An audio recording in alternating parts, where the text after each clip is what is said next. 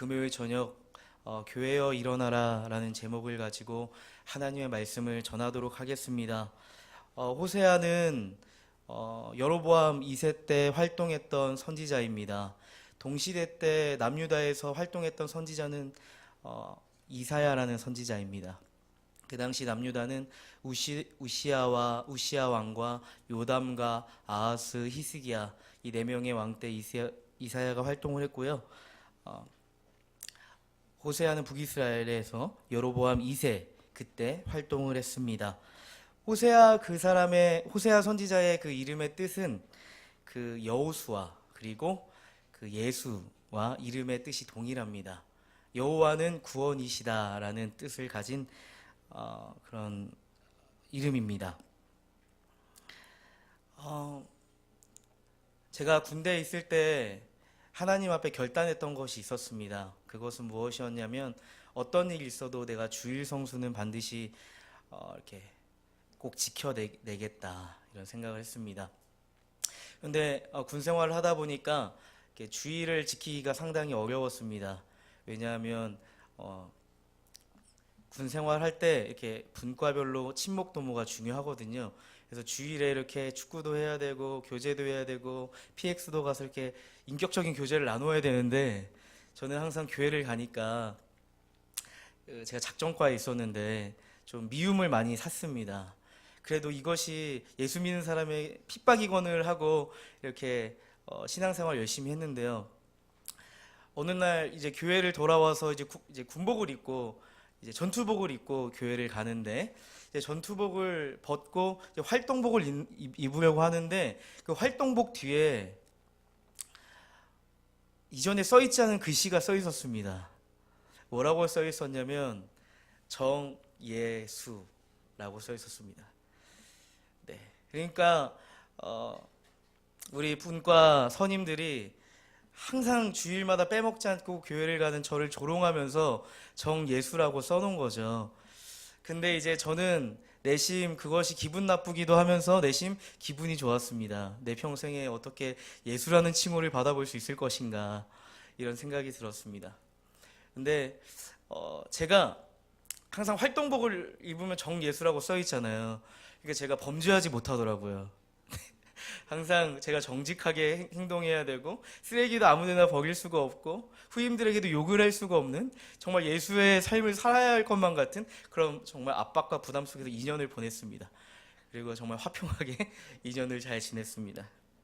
이름이 그만큼 중요한 것 같습니다. 여호와는 구원이시다라는 이름의 뜻을 가진 호세아. 그는 그 이름만 봐도 은혜가 되고 이전에는 여호수아가 생각나고 앞으로는 그 메시아 예수가 생각나게 하는 그런 이름입니다. 그의 인생은 정말 기대가 되는 하나님의 뜻 가운데 하나님의 그 구원을 알리는 그런 선지자로서 쓰임받겠다 생각이 듭니다.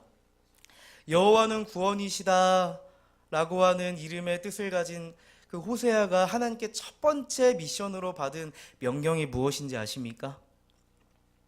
아마 호세아를 보신 분들은 다 아실 것입니다. 호세아서 1장 2절 말씀을 한번 읽어보도록 하겠습니다. 시작. 여호와께서 호세아에게 이르시되 너는 가서 음란한 여자를 맞이하여 음란한 자식들을 낳으라. 이 나라가 여호와를 떠나 크게 음란함이니라 하시니. 놀랍게도 하나님께서 여호와는 구원이시다라는 이름을 가진 호세아에게 하신 첫 번째 말씀은 너는 가서 음란한 여인을 맞아서 결혼을 하라 말씀을 하십니다. 음란한 여인과 결혼의 언약을 체결하라고 말씀하십니다. 사실 이 결혼의 언약이라는 것은 남자와 여자가 한 몸을 이루는 신비적 연합이죠. 남이 님이 되는 신비적 연합이지 않습니까? 결혼 언약은 서로에 대한 책임과 의무가 발생하는 관계입니다. 여호와는 구원이시다라는 이름의 뜻을 가진 호세아가 몸을 파는 창녀 고멜과 결혼한다는 것, 그것은 정말 잘 어울려 보이지 않습니다. 선지자 호세아를 바라보는 북이스라엘의 그 사람들, 그들은 어떻게 생각했을까요? 아마도 이렇지 않았을까 생각이 듭니다. 자기 아내의 영혼 구원도 하지 못하는 사람이 북이스라엘의 구원에 대해서 말한다고? 이렇게 조롱하지 않겠습니까? 자신의 아내 단속도 제대로 못하면서 너가 어떻게 북이스라엘의 영적인 어두움을 단속할 수 있겠는가? 이렇게 조롱하지 않겠습니까? 우리가 입장을 바꿔놓고 여러분이 우리 성도님들이 호세아라면 음녀와 결혼하라, 창녀와 결혼하라 말씀하시는 하나님의 말씀에 순종하실 수 있겠습니까? 정말 쉽지 않을 것 같습니다. 그러나 선지자 호세아는 하나님의 말씀에 의지하여 몸을 파는 창녀인 고멜과 결혼을 합니다.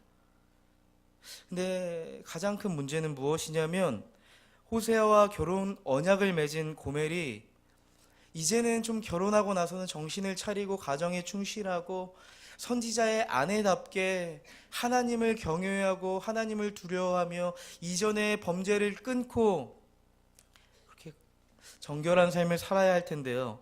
그는 여전히 이전에 죄악된 본성, 다른 남자를 찾아 다니던 그런 거짓된 본성을 버리지 못하고 끊임없이 몸을 팔고 맙니다. 북이스라엘의 선지자 호세아에게는 정말 감당이 되지 않는, 도저히 감당할 수도 없는 그런 아내입니다. 세월이 많이 지났습니다. 이제 호세아의 마음에서는 결코 이 여인이 우리 집으로 돌아오지 않으리라. 이 여인이 결코 회복되어서 내 아내가 되지 못하리라 생각될 그쯤 이제 그녀도 역시 나이가 많이 먹었습니다. 늙어버렸습니다. 이제 그녀는 이제 창녀로서도 몸을 파는 여자로서도 더 이상의 가치가 없는 여인이 되었습니다. 그래서 이제 그 여인은 포주가 그 고멜이라는 여인을 노예로 팔려고 그녀를 경매시장에 이렇게 내어놓았는데요. 이런 상황 속에서 하나님께서는 다시 한번 호세아에게 말씀하십니다. 3장 1절의 말씀입니다. 한번 다 같이 읽어보도록 하겠습니다. 시작. 너는 또 가서 타인의 사랑을 받아 음녀가 된 그 여자를 사랑하라. 하나님께서는 다시 한번 호세아에게 말씀을 하십니다. 음녀가 된 그 여인 고멜을 사랑하여 너가 데려와라. 사실 모세의 율법에 따르면 호세아는 그 여인 고멜과 관계를 끊어버리고 이혼을 해도 아무런 문제가 없습니다. 왜냐하면 그 여인은 남편을 버리고 간음했기 때문이죠. 하지만 하나님의 말씀은 모세의 율법을 깨고 그 음란한 여인 고멜을 용납하라 말씀하시는 것입니다. 여러분이 호세아라면 이해가 되시겠습니까? 하나님의 말씀이요. 첫 번째 하나님께서 하셨던 그 말씀과 두 번째 하셨던 그 말씀 모두가 선지자 호세아에게는 너무나도 감당할 수 없는 그런 하나님의 말씀입니다. 이 선지자 호세아와 고멜의 관계를 보면 마치 하나님과 북이스라엘의 백성의 그 관계가 딱 보입니다. 호세아와 고멜과 맺었던 그 결혼 언약은 하나님과 이스라엘 백성들 사이에 맺었던 언약으로, 음란한 창녀 고멜은 하나님을 떠나서 다른 신을 섬기고 있는 이스라엘로, 그러나 끝까지 사랑하며 포기하지 않는 호세아는 끝까지 사랑하며 포기하지 않고 구원하시는 예수 그리스도가 보인다는 것이죠. 성경은 처음부터 끝까지 하나님의 백성을 향한 언약으로 채워져 있습니다. 이 언약이라는 것은요, 파기되어도 상관없는 약속이 아닙니다. 우리에게 언약이라는 것, 약속이라는 것, 시간 약속을 해놓고 몇 분 늦어도 상관없다 생각하는 개념일지 모르겠지만 성경에서 말하는 언약은 단순히 우리의 일상 속에서 일어나는 약속이 아니라 이 계약적인 의미입니다. 서로 권리와 의무와의 관계가 형성이 되는 거죠. 하나님은 끝까지 이스라엘 백성을 책임져 주시고 그들은 하나님을 따라 살아가는 것이 언약 관계인 것입니다. 특별히 이 관계를 호세아와 고멜의 구도로 봤을 때 신랑 되신 하나님과 신부된 하나님의 백성들 가운데 결코 끊을 수 없는 결혼 언약을 맺으신 것이죠. 하나님께서는 성경의 시작을 하나님의 창조로 시작하십니다. 이것을 결혼 언약으로 말한다면 하나님께서는 하나님의 사람들과 함께 살 집을 만드신 것입니다. 그리고 하나님께서는 사랑하는 아내와 같은 아담과 하와를 만드시고 언약을 체결하십니다.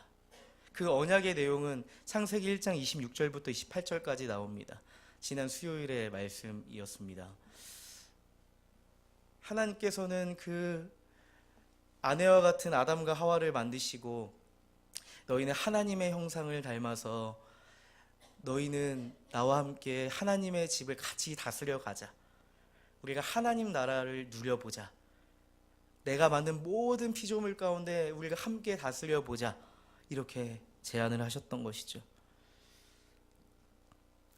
하지만 문제는 신부였던 하나님의 사람 아담과 하와는 하나님과 맺었던 그 결혼 언약을 망각해 버렸습니다. 내가 하나님과 결혼했다라는 사실을 잊어버리고 고멜과 같이 범죄하고 말았습니다.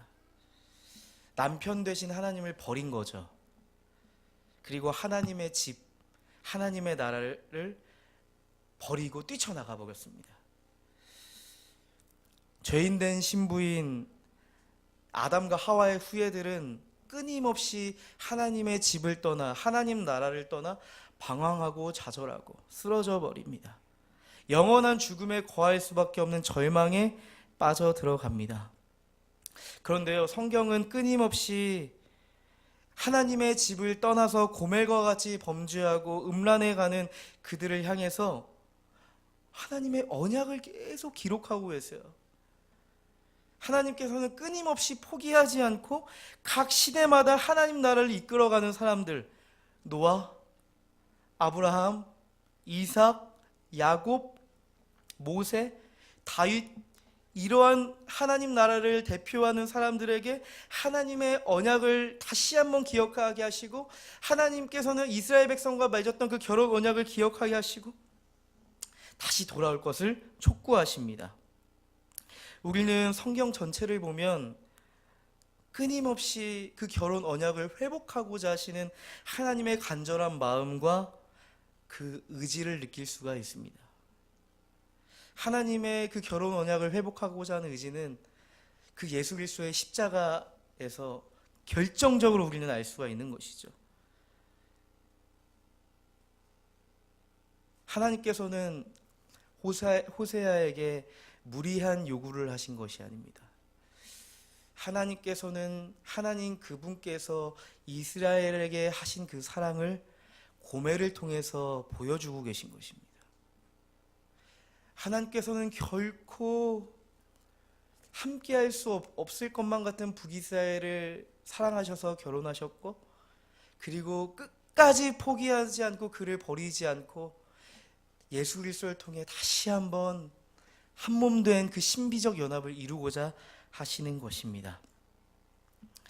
1장부터 3장까지는 이 호세아와 고멜의 구도를 통해서 북이스라엘의 영적 상태와 하나님이 이스라엘 백성을 향한 그 포기하지 아니하시는 그 언약적 사랑을 드러내 보이십니다. 그리고 호세아는 이제 북이스라엘 백성에게 선포하기 시작합니다. 4장 1절 말씀 한번 읽어보도록 하겠습니다. 시작.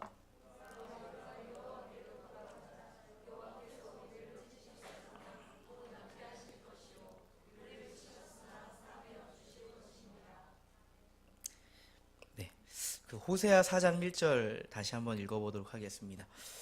호세아 4장 1절 말씀을 읽어보도록 하겠습니다. 말씀을 들으라. 여호와께서 이 땅 주민과 논쟁하시나니 이 땅에는 진실도 없고 인애도 없고 하나님을 아는 지식도 없고. 4장 6절도 읽어보도록 하겠습니다. 내 백성이 지식이 없으므로 망하는도다. 내가 지식을 버렸으니 나도 너를 버려 내 제사장이 되지 못하게 할 것이요 내가 내 하나님의 율법을 잊었으니 나도 내 자녀들을 잊어버리리라. 하나님께서는 호세아를 통해서 이스라엘 백성에게 너희는 하나님을 아는 지식이 없다 말씀하십니다. 그리고 6절에서는 내 백성이 지식이 없어서 망한다라고 말씀을 하십니다. 이스라엘 백성들이 하나님을 아는 지식이 없을까요? 이스라엘 백성은 그들의 조상 아담과 노아와 아브라함과 이삭과 야곱과 모세가 그 시내산에서 맺은 언약, 다윗과 맺은 언약, 다 이 모든 언약을 기억하고 있습니다. 또한 하나님께서 시내산에서 주신 그 언약의 법, 율법을 잘 알고 있습니다. 또한 그 율법과 선조들의 이야기를 통해서 하나님께서 구원하셨던 그 역사를 익히 듣고 배웠습니다. 지금도 여전히 북이스라엘을 구원하시는 하나님의 은혜를 경험하고 있습니다. 그런데 도대체 무엇이 문제일까요? 왜 하나님께서는 호세아 선지자를 통해서 너희가 하나님을 아는 지식이 없어서 멸망한다, 망한다라고 말씀하고 있을까요? 하나님과 결혼 언약을 맺은 이스라엘, 하나님의 뜻이 담긴 율법을 가진 이스라엘의 그 모습을 보면 결코 하나님을 안다고 말할 수 없는 지경에 이르렀기 때문입니다.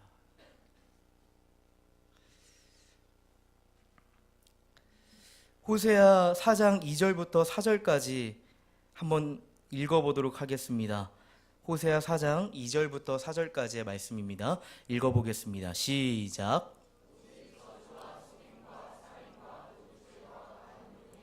포악하여 피가 피를 뒤이음이라. 그러므로 이 땅이 슬퍼하며 거기 사는 자와 들짐승과 공중에 나는 새가 다 쇠잔할 것이요 바다의 고기도 없어지리라. 그러나 어떤 사람이든지 다투지도 말며 책망하지도 말라. 내 제사장과 다투는 것처럼 되었음이니라. 호세아는 북이스라엘 그 여로보암 2세 때 활동을 했습니다. 이 여로보암 2세는 아주 오랫동안 북이스라엘을 통치했습니다. 그만큼 정치적 능력과 수완이 뛰어난 통치자로 평가가 됩니다. 여로보암 2세는 북이스라엘에서 경제적 부흥을 가져왔거든요. 하지만 이 경제적 부흥은 가난한 사람들, 사회적 약자들에게 미치지 못하고 부유한 사람들만 더 많은 것을 누리게 하는 경제적 부흥이었습니다. 종교적으로는 그가 시행했던 그 행보는 종교 혼합주의였습니다. 종교 혼합주의가 이스라엘을 강타하여서 영적으로 지배해버렸습니다. 이 부자들을 중심으로 형성된 이스라엘의 지도층은 길갈과 베델에 있는 성소들의 이방인의 풍습, 그것을 끌어들여서 여호와의 종교와 혼합했습니다. 당연히 여호와의 종교를 믿는 이스라엘 백성들뿐만 아니라 이방 종교를 믿는 사람들까지 포괄할 수 있는 범종교적인 활동이었겠죠. 이 종교 혼합주의가 얼마나 심각한 것이었냐면 호세아는 이 종교 혼합주의 때문에 이스라엘은 멸망하게 되는 원인이 될 것이다 라고까지 할 정도였습니다. 그렇다면 북이스라엘에 남아서 신실하게 예배하던 자들은 어땠는가? 이러한 영적인 어두움 가운데 이스라엘 백성들, 신실하던 이스라엘 백성들조차도 더 이상 전인적으로 여호와 하나님을 섬기지 않고 종교적 의식에만 집중하는 모습을 보였습니다. 그리고 사회적 풍토가 어떻게 흘러가냐면 사실 이스라엘 사회는 하나님으로부터 비롯된 하나님 나라라는 정체성이 있고 하나님을 빼놓고는 설명할 수 없는 것이 이스라엘이거든요. 근데 사회적 풍토가 점점 어떻게 변질이 돼가냐면 하나님을 섬기고 그분을 따르는 하나님의 백성, 그것이 아니라 자신의 성공과 부를 쌓는데 집착하는 사회적 풍토가 지배했던 것입니다. 그리고 선지자 호세아는 결코 망하지 않고 부흥할 것 같았던 북이스라엘의 멸망을 지켜봅니다. 호세아 4장에서 말하고 있는 이 지식은 다하트라는 히브리어입니다. 이 다하트는 단순히 지적으로 아는 것, 지적으로 이해하는 것을 말하고 있지 않습니다. 이 다하트라는 것은 전인적인 알미고요. 또한 특별히 이 호세아에서 다하트라는 용어는 남편과 아내, 이 부부관계 안에서의 알을 말하고 있습니다. 이 결혼이라는 게 정말 신비잖아요. 남편과 아내, 아내와 남편 사이의 이 신비적인 연합, 서로에 대한 인격적인 암, 이것은 그 누구도 더 깊이 들어올 수 없는 관계입니다. 그러니까 하나님께서 북이스라엘 백성들에게 하시는 그 말씀은 무엇이냐면 너희가 나와 맺은 그 결혼 언약을 깨트려 버렸다. 너희가 더 이상 나를 사랑하지 않는구나. 너가 더 이상 나에게 관심이 없구나. 그렇게 말씀을 하고 계신 것입니다.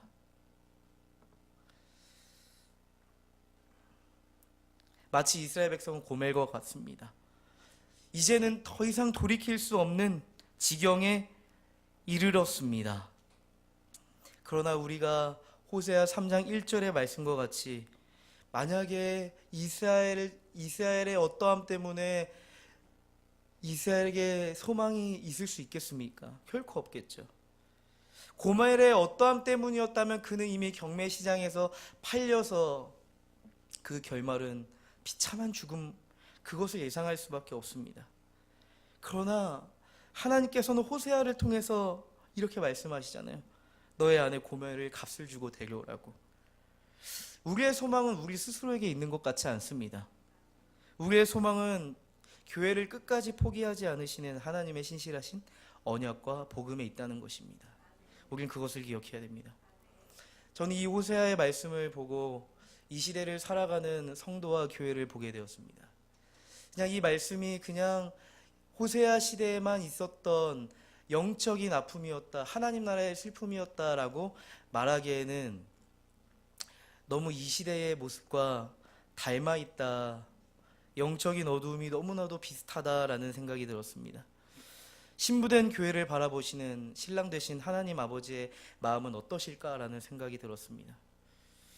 과연 머리 되시는 예수님의 몸된 교회는 거룩하고 정결한 신부로서 잘 세워지고 있는가라는 질문을 스스로 던지게 되었습니다.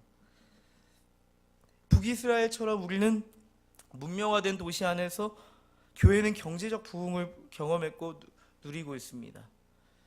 과연 하나님께서 주신 이 물질적 풍요를 가지고 우리가 소외된 자들, 가난한 자들에게 잘 흘려보내고 있는가? 저는 자신 있게 우리는 잘하고 있습니다 라고 말하기가 어려웠습니다. 교회가 가면 갈수록 예배는 이 문화적 코드를 잘 맞추어서 성도들에게 만족감을 줄 수 있는 어떠한 예배라든지 영적인 서비스가 제공되지만 날이 가면 갈수록 교회의 영적 서비스가 높아져만 가는 만큼 예배의 본질이 회복되고 구원의 감격과 기쁨은 더욱 풍성하게 넘쳐흐르고 생명의 역사가 우리 안에 일어나고 있는가? 질문하게 되었습니다. 어느 때보다 풍성하고 화려해진 찬양, 더 이상 가만히 있을 수 없는 그 찬양, 성경의 본질을 전하는 탁월한 설교자가 많아진 강단,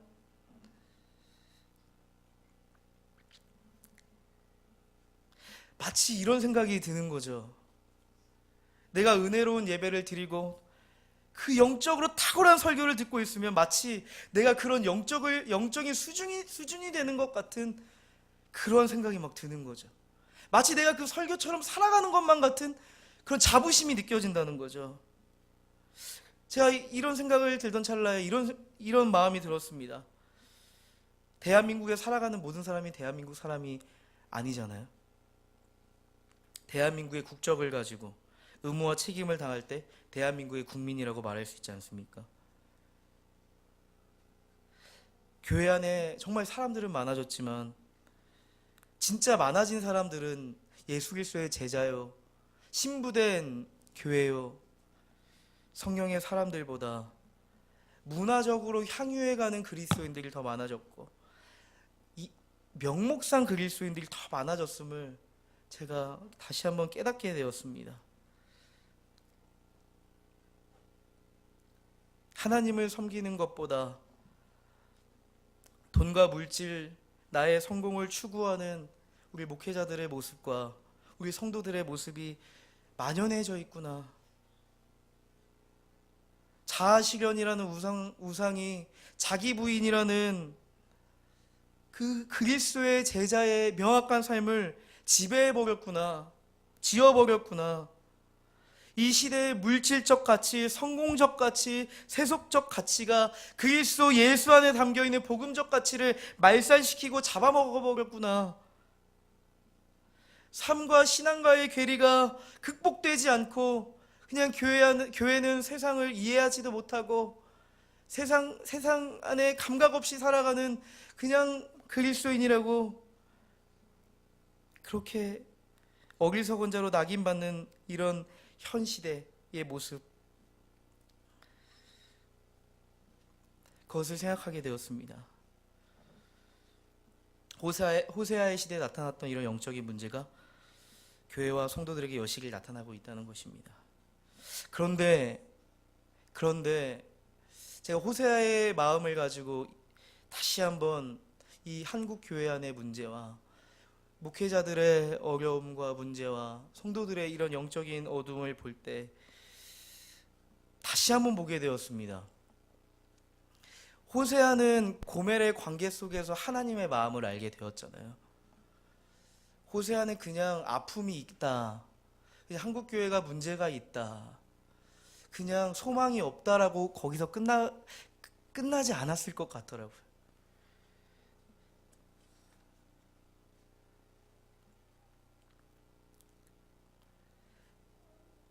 호세아에게 아픔을 주신 하나님의 이유가 깨달아지더라고요. 하나님께서 호세아에게 고멜을 취하라고 하신 이유는 호세아의 인생에 고통을 주시기 위함이 아니잖아요. 북이스라엘의 영적인 상황을 알고 선지자로서의 사명을 감당하게 하기 위함이잖아요. 만약에 하나님께서 이러한 교회의 아픔들, 성도의 아픔들, 목회자의 아픔들, 이 어두움을 보게 하신다는 것은 우리 안에 소망을 잃고 좌절하라는 의미가 아니라 우리가 선지자적 사명을 가지고 먼저는 기도로 다시 한번 우리 교회를 품고 그 안에 여호와께로 돌아가자라는 그 호세아의 심정을 가지고 나아가기를 원하시는 것 아닐까, 이런 생각이 들었습니다. 우리가 반드시 기억해야 될 것이 있다면 하나님께서는 고멜과 같은 교회를 포기하지 않는다는 것임을 믿습니다. 끊임없이 방황하는 이스라엘 백성을 회복시키셨듯이 방황하는 교회를 회복시키십니다. 그 근거는 우리 안에 있지 않습니다. 하나님께서는 예수 그리스도의 생명을 내어서 값을 지불하고 몸낸 교회를 사셨습니다. 이것이 우리의 소망의 근거인 줄 믿습니다. 그리고 호세아는 선포합니다. 호세아서 6장 1, 2, 3절 읽고 오늘 말씀을 마치도록 하겠습니다. 읽어보도록 하겠습니다. 시작. 여호와께로 돌아가자. 여호와께서 우리를 찢으셨으나 도로 낫게 하실 것이요 우리를 치었으나 싸매어 주실 것임이라. 여호와께서 이틀 후에 우리를 살리시며 셋째 날에 우리를 일으키시리니 우리가 그의 앞에서 살리라. 그러므로 우리가 여호와를 알자. 힘써 여호와를 알자. 그의 나타내심은 새벽빛 같이 어김없나니 비와 같이 땅을 적시는 늦은 비와 같이 우리에게 임하시리라. 여호와께로 돌아가자. 그가 우리를 찢으셨으나 우리를 낫게 하실 것이요 우리를 치셨으나 싸매어 주실 것임이라. 아멘. 우리 안에 아픔, 슬픔, 한국교회 안에 어두운 현실들이 있습니다. 그러나 우리 안에 소망이 있는 것은 우리를 핏값 주고 사신 하나님의 그 소망이 있기 때문임을 믿습니다. 우리 함께 이 시간 이 호세아의 신정을 가지고 함께 찬양하고 기도하고 싶습니다. 특별히 오늘은 하나님께서 세우신 이 하늘빛 우리 교회와 한국 교회를 위해서 좀 집중적으로 좀 기도하는 시간을 갖기를 소원합니다. 우리 함께 교회여 일어나라 함께 찬양하도록 하겠습니다.